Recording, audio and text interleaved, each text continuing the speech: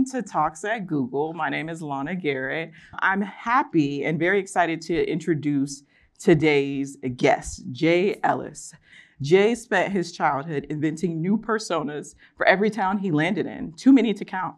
After college, he realized the NBA wasn't good enough for him, and he didn't want to crush other players' dreams as he dominated the league. So he decided to take his one-man show to Hollywood, where he got his start on BET's The Game.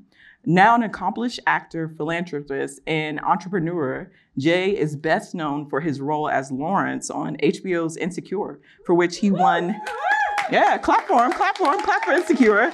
He won an NAACP award. He appeared alongside Tom Cruise, flying jets through the skies in the Oscar-nominated film Top Gun: Maverick.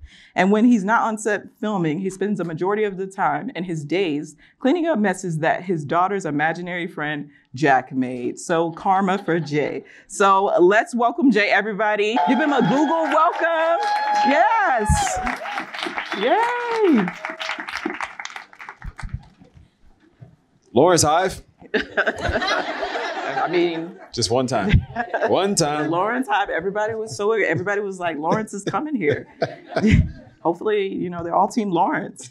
So it's a pleasure to welcome you here. Thank you. We chatted back there, but first of all, I didn't get a chance to tell you back there, but congrats on your new baby boy. Oh, thank you. Yes. Thank you. Yes. Thank you. Thank you. You all are welcome to babysit anytime you want. Yeah. I'm especially happy to hear he was born on 7/11 because I was born on 7/11. Hey, so, yes, 7/11. 7/11. 7/11, the best time to be born. So let's get into this super amazing book you worked on. My first question is about why you wrote the book. You mentioned in the book, right, you had a ton of anxiety before posting your story on Instagram during COVID about having an imaginary friend. But you did it, and I'm glad you did. But was that the specific moment or event that led you to realize the significance of your childhood experiences with Mikey? Yeah, I mean, I was in the pandemic, like a lot of us, not able to go to work. We haven't figured out all the protocols at that time of how to be on set with like 200-300 people. And I did all the things that were like popping on the internet at the time. Like I baked a bunch of bread. I downloaded Duolingo. We did a British Bake Off.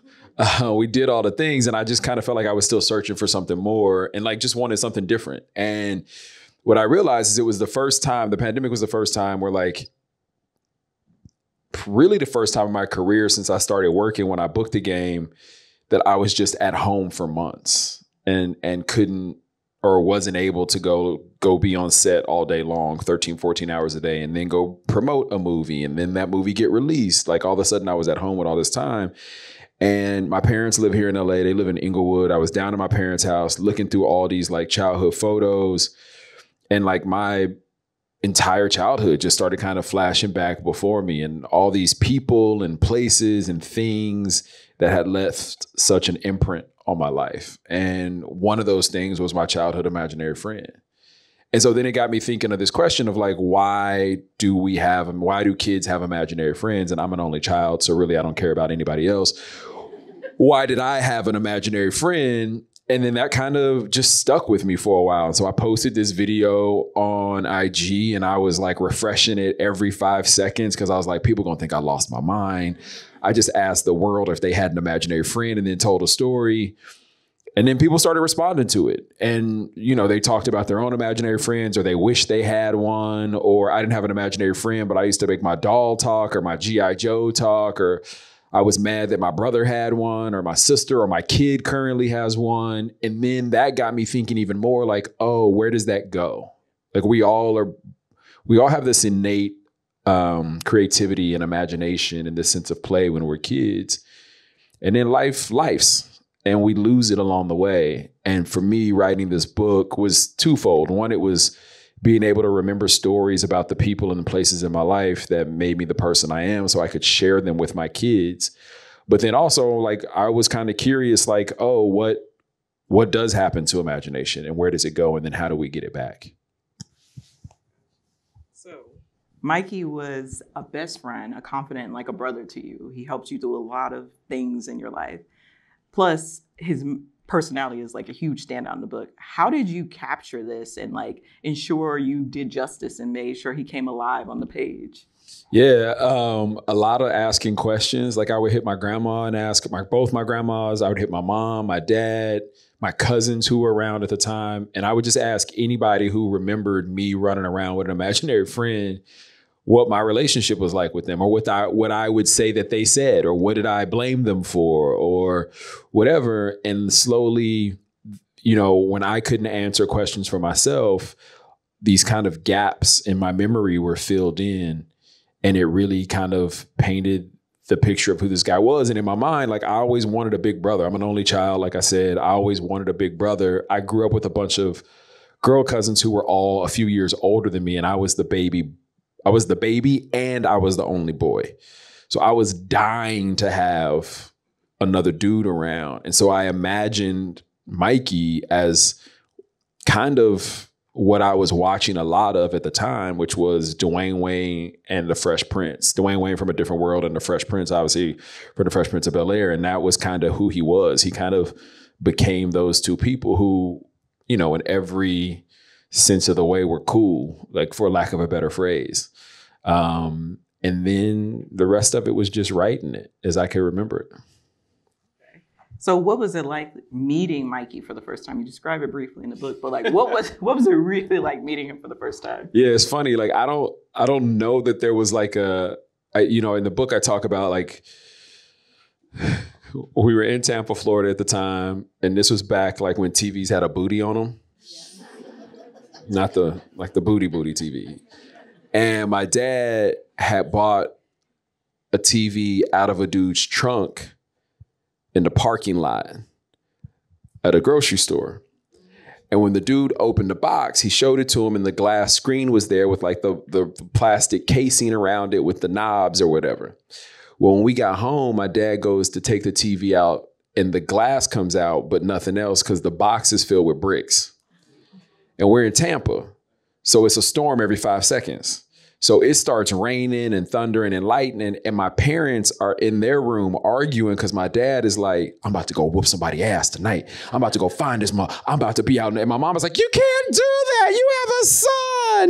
You're just going to drive through Tampa looking for somebody. And so it was this whole thing. And I remember like in this storm, like with the lightning popping and like making these shadows on my walls, I just started imagining that my room was a swamp. And like swamps in Florida, there were alligators and crocodiles like swimming under my bed. And I was too terrified to get out of my bed. And in this moment of fear and panic and snapping crocodile teeth, like Mikey pops over my shoulder, my imaginary friend, and he looks down and he's like, oh, hell no, we ain't about to be no Crocs dinner. And from that moment on, like I never even asked a question. Like it was just this presence that was in my life. And that was kind of it. And it was someone for me to just talk with and have, you know, these moments with. And so that was our first kind of experience, or my first experience with this imaginary friend. Yeah, I remember you were saying that you didn't want to be like something like Patrick Swayze from Ghost. Yeah. Whoopi Goldberg. Yeah. I joked that like the first time I saw Ghost and when Patrick Swayze went into Whoopi's body and then like she's sitting around. I still don't understand how it happens really, because we see Patrick Swayze sitting behind Demi Moore, but it had to be Whoopi Goldberg sitting behind Demi Moore because Patrick Swayze went into her body. Anyway, I was just like, oh, nobody wants that superpower. That's a very weird superpower to have.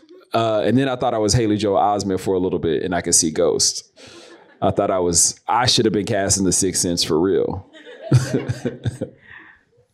Okay, so you had me kind of on the edge of my seat hearing about, you know, your first crush to going to the movie premiere you mentioned to see Boys in the Hood. You even touch on some very serious topics in the book, like dealing with loss, experiencing racism as a young Black kid. How did Mikey help you balance these heavier moments or cope, even when he wasn't there or was there in your life? Yeah, I mean, that was part of the fun of exploring this presence in my life. Like, you know, I set the book up in a way where like it's very whimsical and very innocent. It's childhood and your childhood imagination is running rampant and running free. And then after a while, like you don't have the luxury of imagination anymore because you don't have time for that. You grow up, you're now in a real world. You're being told, be a big kid, be a big girl, be a big boy. And all of a sudden, and you want that because you see kids who are older than you. And so you don't think of imaginary friends anymore, and that's gone. Well, kind of this book really ranges from when I was like 4.5, 5 years old when Mikey came into my life to about 16. And somewhere halfway in between there, I would say probably like 10 years old, Mikey starts to leave my life. Well, when he was there, I had somebody that I could bounce things off of. I was able to like ask questions or have somebody be like, nah, don't do that. But then when he wasn't there, I didn't have that same voice anymore. I didn't have that same presence anymore. It was just me. And now I was dealing with things that were kind of putting my loss of innocence and my coming of age into overdrive and making it happen much faster. And, you know, at that age, you don't know any different. You're just in it. You're just living, and you don't have you don't have the time to sit down and reflect over what's happening. You're just so caught up in the moment that you're in or what's happening around you. So I don't know that I like processed it in the same way. I think part of this book in a lot of ways was me opening up a lot of boxes that I had compartmentalized and like stuffed way, way in the back of my mind and hadn't thought about in a really long time, and even dealt with some of those feelings that I didn't deal with then. So that's part of the journey of the book really is talking about when you have a presence like that. I believe now, after doing a bunch of research for the book and after writing it, like a kid's mind gives them what they need in a moment. And we see that oftentimes in trauma. We see it in loneliness. We see it in new situations. And that is a very healthy and very normal thing. And then we grow up, and all of a sudden we're like living in a world where people have expectations on us in a different way. And like now we are living in a world where we have language around mental health. We have language around self-talk and how we treat ourselves. But like that didn't exist back then. And so as a kid, as a young teen, preteen through like my early teenage years, I just didn't have that. So it was easier to just put stuff in the back and never think about it again. Which again, part of me going through the process of writing this book was understanding that. Yeah, it sounds like it was like a bit of closure for you around, you know, Mikey eventually kind of leaving. Yeah, I think there was like some inner child healing for sure. You know, I think I wanted to write a book about joy. I didn't want to write a book about all the trauma that had happened in my life. I think we all have it at different times and of different varying intensities. But what I started to realize as I was writing this book is that in order for the joy of imagination to come through and the power of imagination to come through, I also did have to tell some of these other stories for two different reasons. One, because it showed how my young imagination protected me from some things. But then it also showed how when I was older and I no longer had that imagination, how I didn't feel protected and how I was kind of spinning out because of it. Yeah, there was a part in the book that made me tear up, and I had to close it for a couple of minutes. But it was when you guys were trying to build the time machine, and when you went to go look for a flux capacitor, you left, and Mikey said, "You'll be okay. You're gonna be all right." And I was like, "Is this the part, where Mikey goes?" But you describe a lot of your experience as like always being like a perpetual kind of new kid because you were going from school to school, just because your parents moved around a lot. And you touched on this, but did a lot of those frequent moves and new environments kind of shape your relationship with Mikey and shape your relationship with your different friends that you said that you kind of never got to say goodbye to? Yeah, for sure. I mean, I don't know if anybody moved around a lot as a kid, but like you got to be a completely different person when you showed up at a new school. Like the internet couldn't track you. There was no resumes. You know what I'm saying? Like nobody was checking your credits at university. Like you get to show up and be a completely different person when you go to a new school. And if I didn't like how previous me was perceived at that school, that I could show up and be a brand new person at my next school. So like I went through phases, man, I went through so many phases. I was a baseball player, but never played baseball before. I was a football player, but I was terrified of getting hit. I played on the line and I would literally let dudes just go by me. I'd be like, they would say hike and I'd be like, go ahead. I'm like, I'm not getting hit. And then I transferred to another school and my middle name is Ramon. We're not sure where it comes from, guys. We think my grandma, I'm named after my dad, and I think my grandma might have had a boyfriend named Ramon at some point. But I decided to transfer. We were in Austin, Texas at the time. My dad had just got out of the service, and we moved to East Austin, which at the time used to be like where the, bless you, Latin and Black population of the city lived. And all of a sudden I was going to this new school where 80% of the kids spoke Spanish as a first language. So I decide that I'm going to go by Ramon. And previously that summer, my aunt had gave me a S curl. So like my hair was like wavy and like slick back. If you don't know what an S curl is, it's like a relax. I don't even know how to explain it. It's like a Jerry curl almost, but like not as juicy as a Jerry curl, but still juicy. You know what I'm saying? You still got to put product in it all the time. But like I had the wavy backs, so it was like real slick. And so I thought that if I watched Univision and listened to like Latin radio stations, I could pull up at my school and like fake my way through Spanish. Man, my first day on the bus, these kids were like, what's your name? Me Ramo J. Where are you from? Cake Pasta Austin. And they were like, what? And I was like, Cake Pasta Austin. And they're like, bro, first of all, it's Cake Pasta. Second of all, that's not even the answer to where are you from. Like, what are you doing? Like, these kids decimated me. And Ramon died on that bus that day.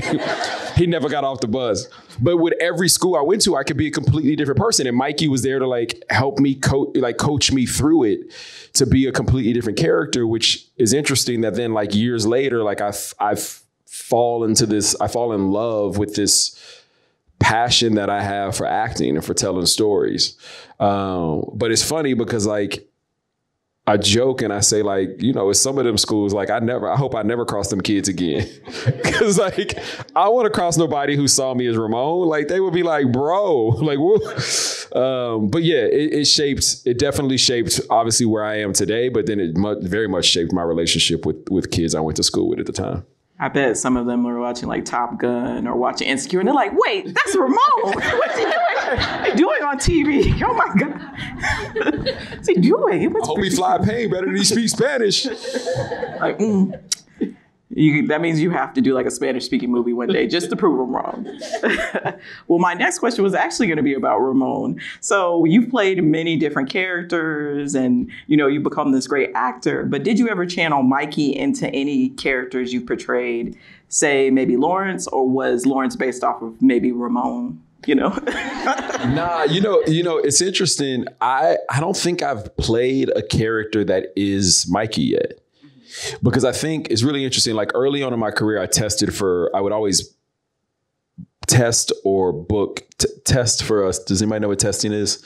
Testing is like, it basically comes down to 3 of you for a job. All 3 of you negotiate your deal before you go into the test. And then you sit in front of network executives, studio executives, you do the audition, and then they decide which one of you gets it. It's a very weird process because you're both looking like at someone who kind of looks just like you, but also doesn't look like you. And you've also realized like, oh shit, if I get this, my life is going to change because I already know I've already negotiated my deal. Like I already know what it is. It's a very weird, stressful process that because of COVID has kind of gone away, luckily.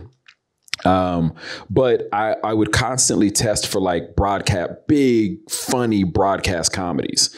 And I think when I was auditioning at that point, that was very much Mikey.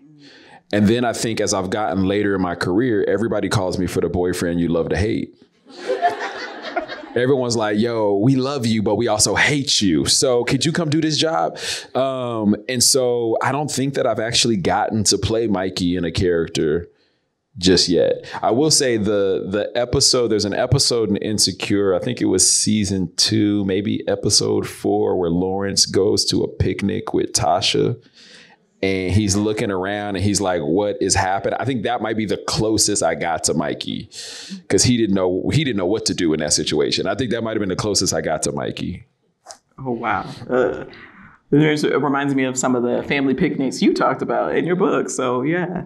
Okay, so what messages do you hope readers, especially like young adults or parents, take away from your story about embracing their individuality and creativity? Yeah, I mean, I think the big takeaway that I hope people get from the book is that I believe, kind of like what I said earlier, I believe that like my favorite thing is when somebody walks up to me, and I used to hate it, but now I love it, because people will walk up to me and be like, I'm not creative. I'm like, fuck. Excuse me. Yes, you are creative. We're all creative. We're all wildly creative. You might be creative with numbers. You might be creative with a marketing campaign. You might be creative with actual, writing or performing, or if you're a creator of some kind. It all sits inside of us.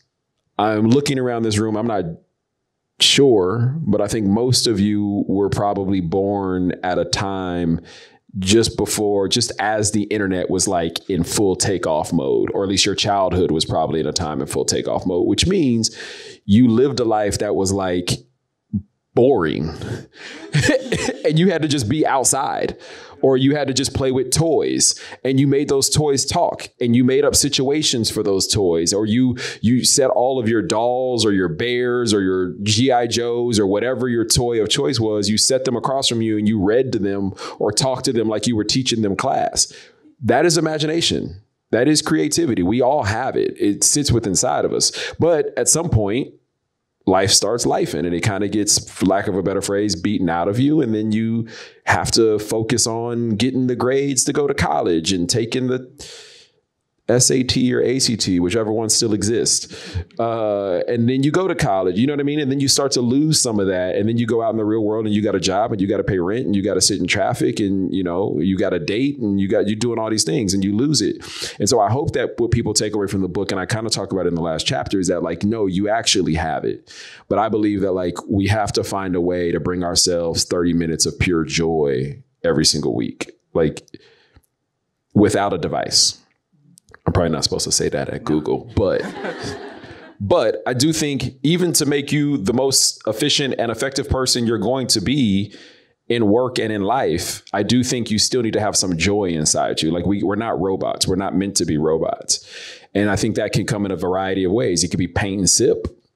It could be playing the piano. It could be, drawing, whatever it is. Like, I think I love to color, like, but I have kids, so it makes it easy. Like I sit on the floor with my daughter and like most of the time she's not even in the room no more. She leaves and I'm still just sitting there coloring, but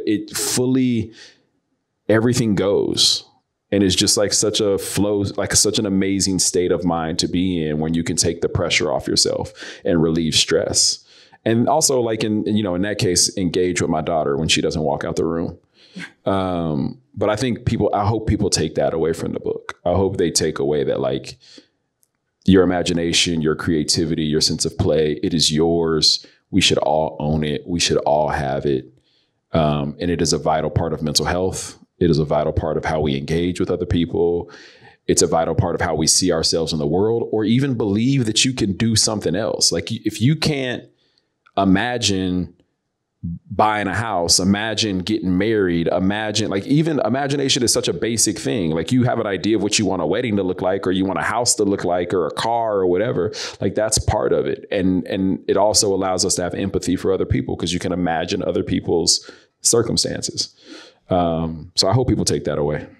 Oh, that's really good. We're all going to have to take 30 minutes out of our Google calendars and everybody enjoy some imagination. So you journey from military kid to, all types of things. I'm not going to ruin the book, but there's some pretty interesting things that happened to Jay in the book, with an imaginary friend to a successful actor and now author. If Mikey could see you today, what do you think his reaction would be? Mikey, what would you say? He's over there with the Ghost. Yeah, he's with the Google Ghost. I don't know. I think he'd be like, motherfucker, what?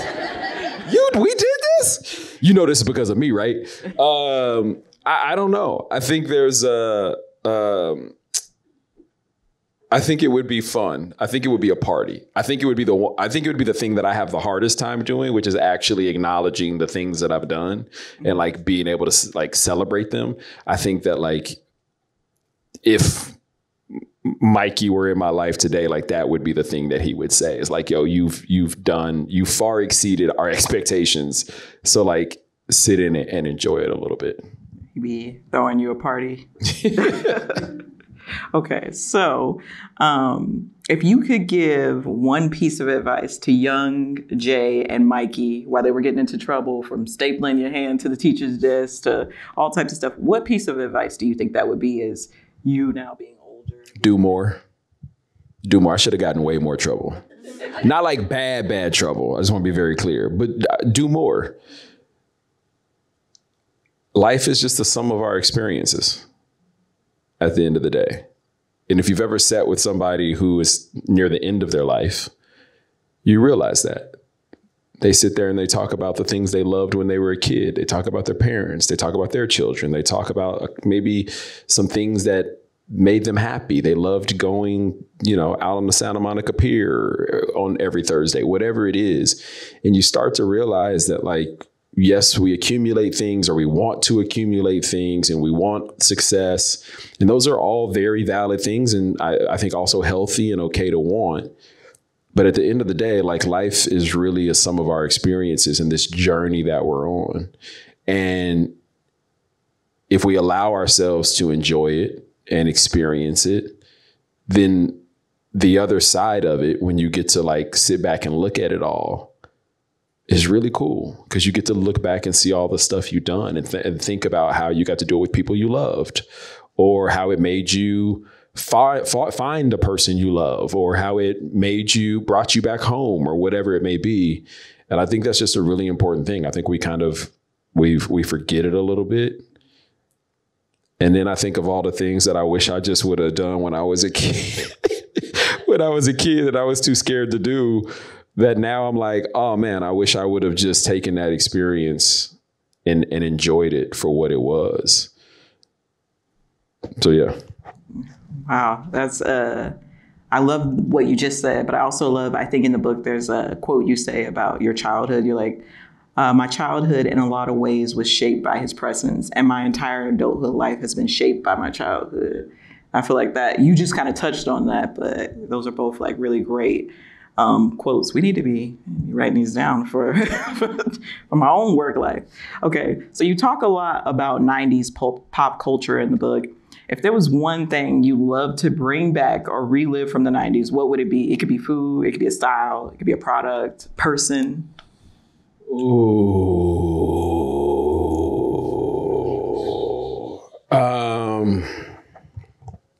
One thing? Does it have to be one thing?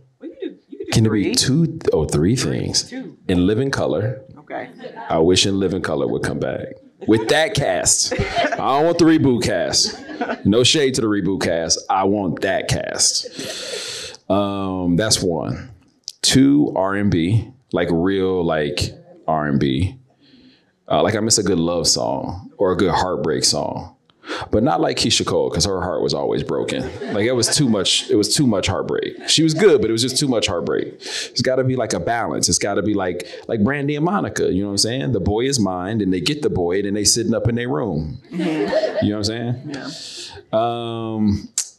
My third thing, man, I wish I could watch Michael Jordan play in the finals in the United Center.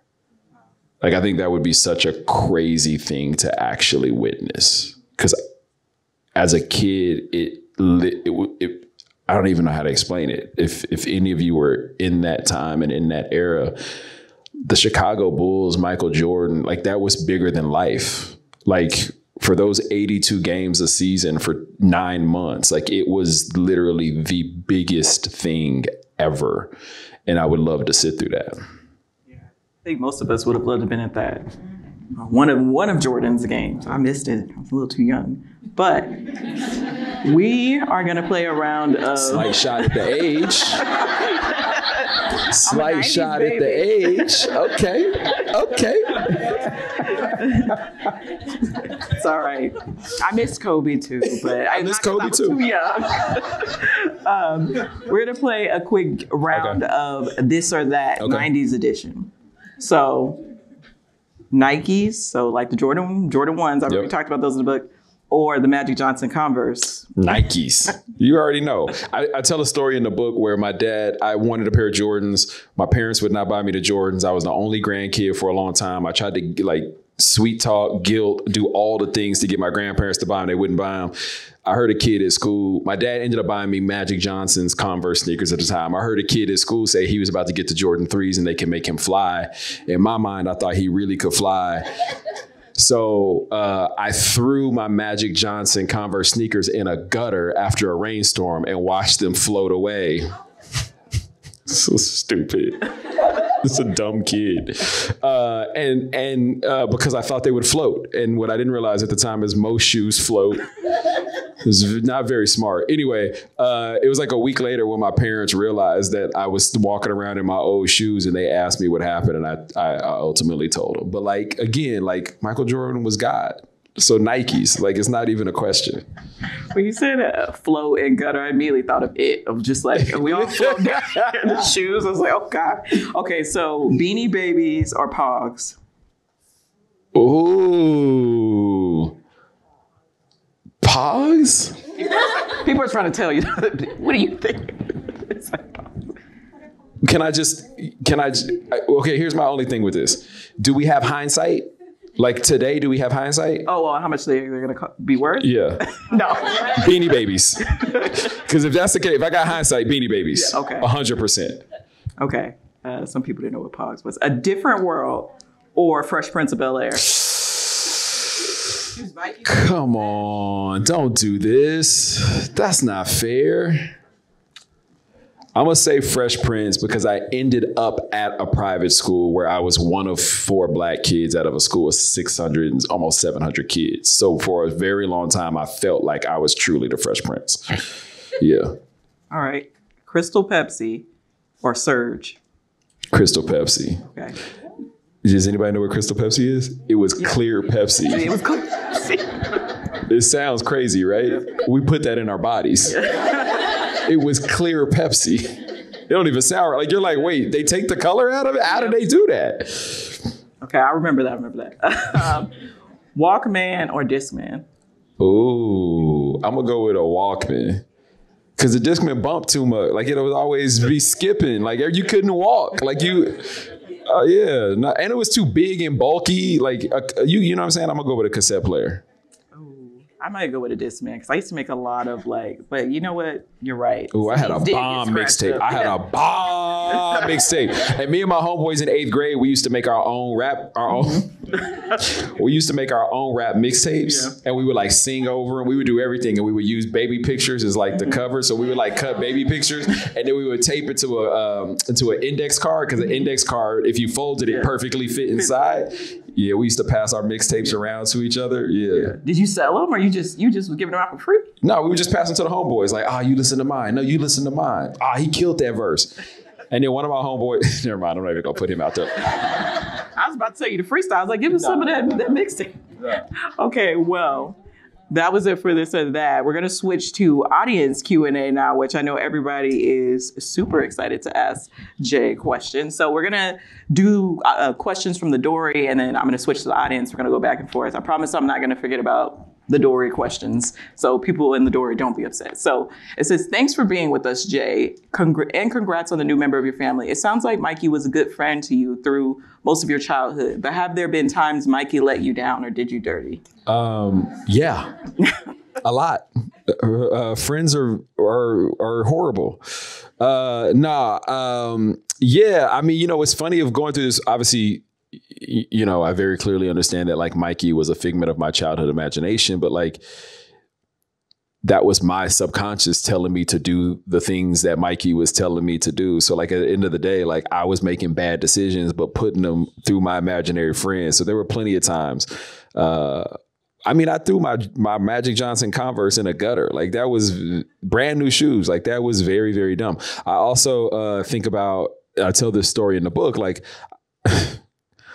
I stapled my hand in 3rd grade because my homeroom teacher, for lack of a better phrase, she was bad. And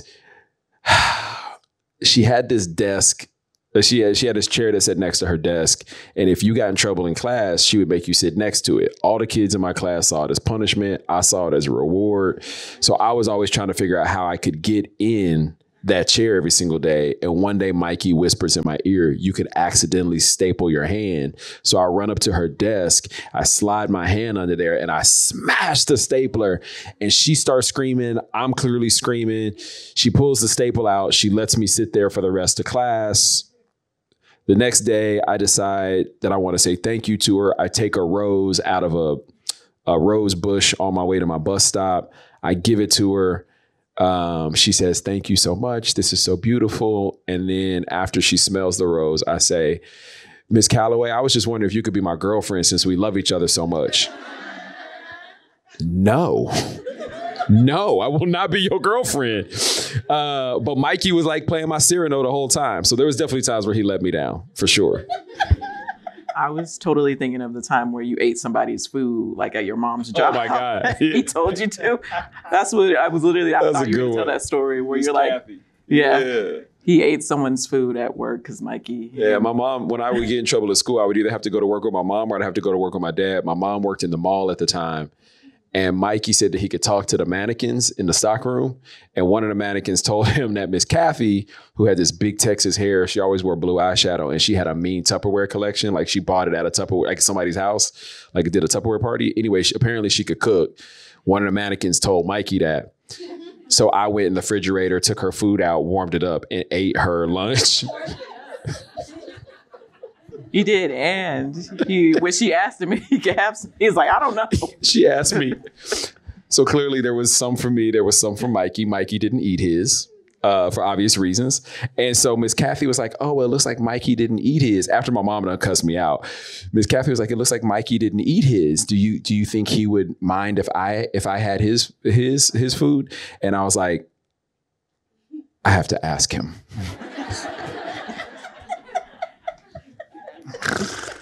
Hey, Mikey said yes. He let her have it.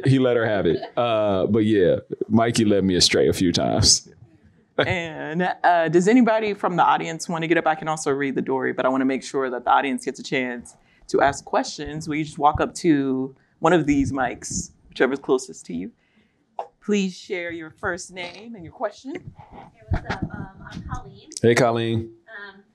Yeah, so I'm a 5-year-old. Oh. I'm like really digging this like creative energy that's starting to like spin out of my kid. Yeah. I'm curious how you've thought about sort of protecting that like sacred creativity in your own kids. Yeah, I mean, I talk about this in the book a little bit, not necessarily about my kids, but just in general, that I do think that there is this fine balance that we have to find of making sure our kids understand real world dangers that they could put themselves in, falling down the stairs, something as simple as that, all the way to like stranger danger, right? Mm-hmm. But I do think we also have to make sure we like allow them to be kids and let their imagination safely, right? Create boundaries, but like let their imagination take them, because as we all know in this room, like once it's gone, it's gone. Like you don't get childhood back, right? We only going in one direction. So let them have it as much as they could possibly have it. Create the healthy boundaries around it. Let them, you know, my imaginary friend had my daughter. He's not here. Yeah, no. My daughter has an imaginary friend named Jack. And we're like, all right, well, is Jack having dinner tonight? Like, or is, you know, where is Jack? You know, Jack is drawn on the walls in our house. And obviously that's a problem. So like we've had to have a conversation about Jack drawn on the walls, and Jack will get in trouble if he draws on the walls. Right. So like we've had to like have those conversations, but I think we still make sure her and Jack still play. But it's just still creating the boundaries around it. But I think it's super important to let kids just be kids and let them have that imagination, let them run with it. Because again, once you lose that and you're aware of the world, then you're trying to process how you fit in the world, which is really is probably supposed to happen around puberty, but it's happening so much younger now. And so I think that we have to, if we can, protect it as long as we can. Yeah. Yeah. Cool. Thank you. Thank you. Yeah. Okay, so we have another question from the Dory. So it's from a Googler who says, "Hi, Jay. Thanks so much for being here with us today. As a fellow author, writing my book was very therapeutic for me. Sounds the same for you and your relationship with Mikey. Can you talk a bit how you overcame anxiety and fears putting yourself out into the world? Also, can we get a signed copy?" This person is also in Austin, so shout out to Austin. Shout out to Austin. Yes, you can get a signed copy at barnesandnoble.com.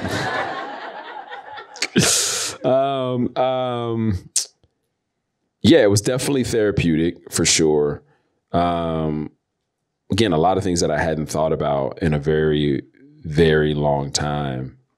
It's so funny. I was in Sacramento, California last night. I did a book event last night in Sacramento, and this guy walks up to me and he's like, "Carver and Booker T." And I'm like, "Yeah, that's where I went to school." And he's like, "No, I went there too." And I was like, "Oh, really?" And he's like, "It's Scott." I was like, "Oh, yeah, I don't know. You don't look like a Scott to me." And he goes on to tell me about, he read the book. He listened to the book, actually, since it came out. And he goes, "I got jumped by Jamar, too." And I was like, "What?" And I tell this story in the book about the week I joined a gang. And to set up that chapter, I tell 3 separate stories of my experiences with gangs through my childhood.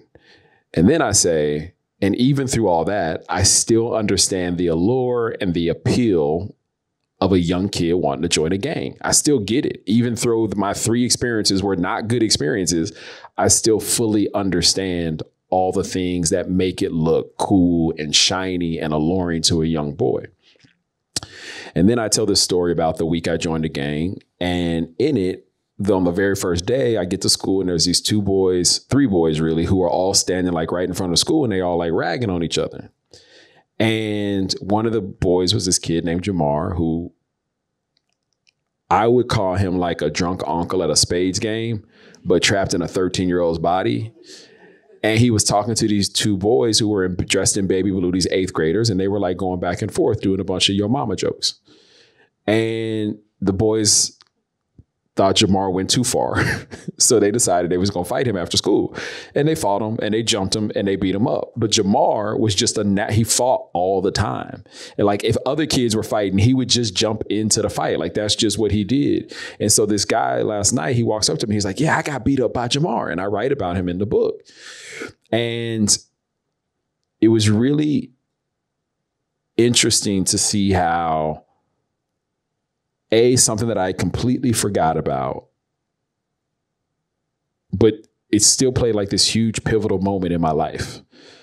Like, cause I did end up joining this gang after like being afraid to get jumped in for the whole week. I finally get jumped in. And then the next day on a Saturday, and a bunch of the guys are meeting up at somebody's house, and I live across town from the school. So my parents won't take me across town because they don't want to drive over there. And one of the boys brought a gun. And he told another boy they had to play Russian roulette. And that young boy put the gun to his head, and he ended his life at 13 years old. And I could have been there. I could have witnessed it. I could have also been the one to put the gun to my head. And unpacking that and all the feelings that I felt when I saw his face on the news the next day was something that I just never did. Like it just sat with me for years. And I didn't want to tell my parents about it. I didn't want to tell them that I had done this because I felt like I was failing my parents by joining this gang. I felt like, I literally dodged a bullet. So like I never have to deal with it again. Like I'll make a better decision. But now here I am writing this book, and I'm unpacking all these feelings and thoughts about this kid who I knew and I went to school with and played basketball with. I'm unpacking all these feelings that I couldn't put in words at the time, or I didn't understand how to process them at the time. And so I found myself like, going through this whole process, like it was very vulnerable at times, and I hated it, like every single moment of it. Because as an actor, I can hide behind somebody else's words. Like it's so easy. Like your words can be trash. My performance is going to be amazing. But I can't control the writing. You know what I mean? I can still show up and do my job, but I can't control the writing. And this was the first time where like, not only is it all on me, but also I now have to unpack some stuff that I haven't dealt with. So I found myself very, very vulnerable at times. And I would call my editor. I would leave my editor actually these long voice notes. They'd be like 4 or 5 minute voice notes where I would literally talk in a full circle. I'm not going to do this. I hate this. Why did you even buy this book? You shouldn't be editing this. This is the most ridiculous thing. But also I was thinking about this and I kind of feel like maybe it was the right thing because I hadn't thought about this in so long. And so it made me call one of my best friends. And he kind of a punk because then when we was in 8th grade, what he told me to do was go over here and talk to this girl. But then when I went to talk to her, he knew he had a girlfriend, but I love that girl so much. And she broke my heart. I literally talked myself in a full circle. And then I was going through all the things that I didn't go through then and didn't understand. And it ended up being insanely, I'm grateful for the experience. It was wildly cathartic to be able to do it. And then also know that, like, you know, to use a basketball metaphor, like I put it all on the floor. Like I told the stories I wanted to tell. I told them in my voice. I never felt like I had to compromise a story in any way. I changed everyone's names, but like other than that, I never felt like I had to compromise a story. And so I'm proud of the book that I made. Yeah. I never had an imaginary friend, but when I was reading your book, I found it very healing because some of the things you experience, I experienced some of those things in like childhood of like moving to new schools or experiencing different forms of like, you know, people judging you and thinking things of you when you do one bad thing and they look at you like that. So thank you. Your shared experience, I'm pretty sure, is therapeutic for other people too. So do we have time for one more question? Yeah. You have been a part of some of the greatest storytelling for the culture. And I was wondering if there is a role that you are looking forward to playing or wish you could play. Ooh, so many. I would love to play. Man, I'm about to give y'all a list. Barack Obama, Teddy Pendergrass, Marvin Gaye, Arthur Ashe, for sure. Those 4. Any one of those 4, and I'd be like, all right, I'm out. I'm retiring. But I would love to play any of those amazing humans. And obviously they all led very different lives, but would jump at the chance to do that. And then I think when I think of like, you know, fictional characters,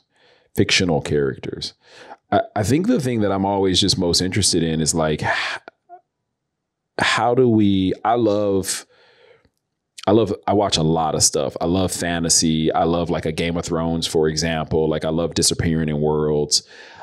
I don't know. I think I'm a better consumer of those than I am like necessarily a person who would want to jump into that. Although I would do Game of Thrones. I would definitely do Game of Thrones.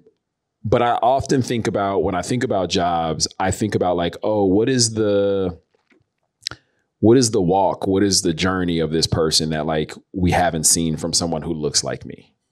And that's not with every single job. Some jobs are just fun. Like some jobs, you know, I do because like it's friends or because the material is just great. And I think the character is cool. But I always try to lead from a place of like, oh, is this putting something out there that shows, in my case, Black men in a way that hasn't been seen on screen before?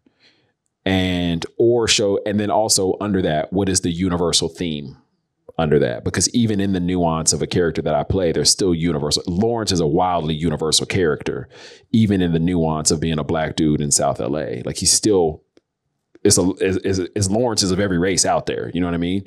So I think when I think about fictional characters, like that's kind of how I always approach them. And then never wanting to do the same thing twice. Although I do get called to play everybody's boyfriend, but not doing the same thing twice. I thought you were going to say Michael Jordan. When you're thinking of people to play, I thought you were going to say Michael Jordan. Michael Jordan would be a good one. Yeah. That'd be a fun one. Oh, Dennis Rodman. Yeah, that would. Dennis Rodman. That'd be a fun place to go. Because it'd be fun. It'd be dark. Yeah. You could play both of them in the same movie. That's a lot of work. That's a lot of work. You just run across the screen. You did what? I went to Vegas. What? So good at this, Oscar. Okay, well, we have, looks like, any more time for any more questions? One more. Hi, Hi. I'm Candace. Hey, Candace. I am very into coming of age stories, like obsessed, nostalgia, all that. I'm also from Inglewood. Shout out. And like seeing your book for the first time and kind of flipping through made me realize just I have so many books, and like being obsessed with that genre, I realized I didn't have a lot of those types of books by Black men or like Black boys. And so I was even sitting there trying to think like, what are some books I like grew up on that like were around coming of age for like Black men? I was like thinking about like, do you remember that book Slam? Exclamation point. Yeah. That's the only one I can even think of. But like, even like Issa Rae's book was so like, I was so obsessed with it because it was just like, there's not a lot of coming of age stories for even Black girls. So I guess my question is like, writing this book, did you do any research, and are there favorite books of yours that kind of fall within that genre? Or like, I know you referenced like Fresh Prince and that, but I wonder, are there even like movies that it's just like, I just know how I've gotten, like going back to my childhood, I'm just obsessed with all those. And I'm like, this is so perfect to have in my library because it's missing.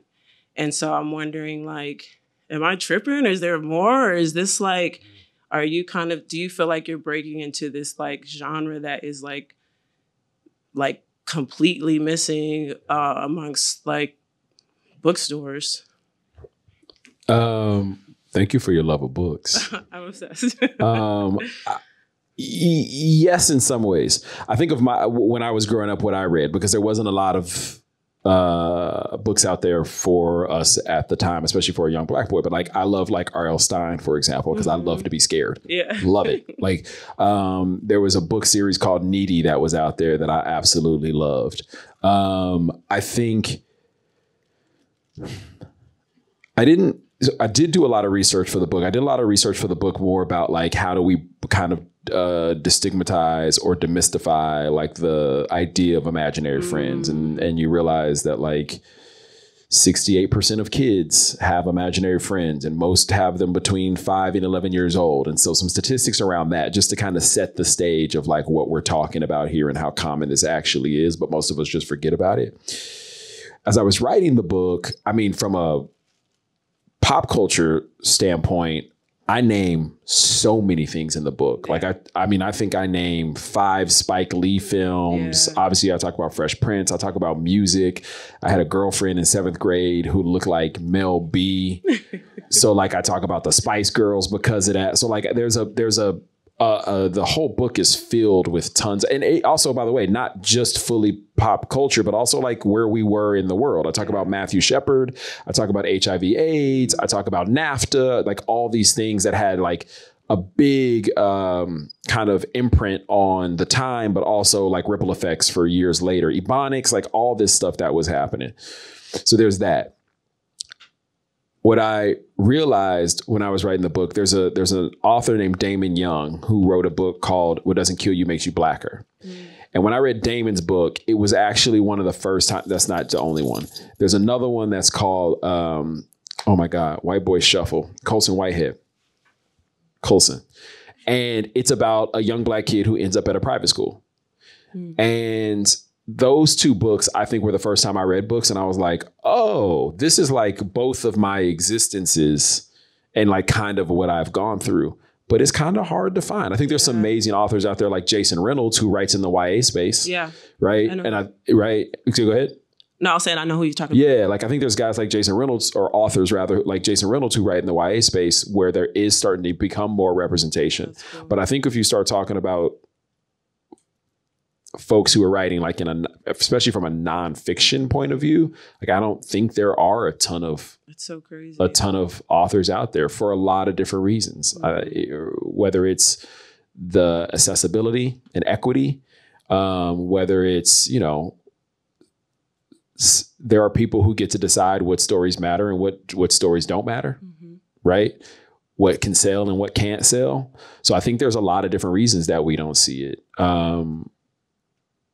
I never thought about myself as like being an early person in it, to be honest with you. I was just like, yo, I kind of had a crazy childhood and I'm just going to write about it. I can't be the only one who had some of these experiences, both, again, nuanced and universal. And so that's kind of how I thought about it in the world, in the larger world. Well, congratulations. Thank you. And I'm happy to have this in my library. I have one last question. Sure. Sorry. I'll be quick. It's just a yes. It's just a yes or no.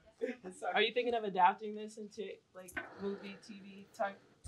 I'm doing a one-man show with the book, which I actually performed in Inglewood last Tuesday. Thank you. I'm doing a one-man show where I get on stage and tell 3 stories and a couple different characters, and then maybe a TV show after that.